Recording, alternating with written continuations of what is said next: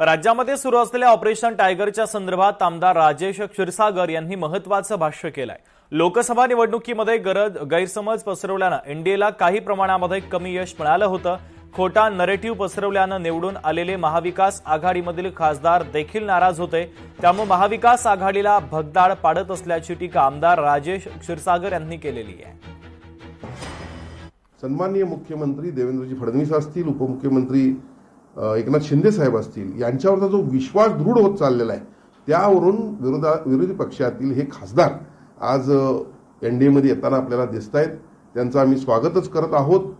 खऱ्या अर्थानं मी परत एकदा सांगेन की चुकीच्या पद्धतीनं, खोट्या पद्धतीनं निवडणूक लढल्यामुळं महाआघाडीला हे मोठं भगदाड पडत आहे। चुकीच्या पद्धतीनं राजकारणामध्ये आपली भूमिका ठेवत असू तर निश्चितपणे जे चूक आहे ते कधीतरी पुढे येत असतं।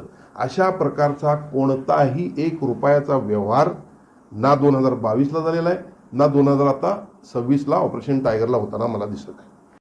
महत्त्वाची बातमी आपण पाहूयात। आमदार रवी राणा यांनी आता उद्धव ठाकरेंना टोला लगावलाय। जैसी करणी वैसी भरणी। ठाकरेंच्या फुटलेल्या आमदारांनी गट स्थापन करावा, गट स्थापन करून युवा स्वाभिमान पार्टीमध्ये यावं। ठाकरेंचे 2 खासदारही माझ्या संपर्कात आहे। लोकशाही मराठी ऐका, पहा, जागरूक रहा।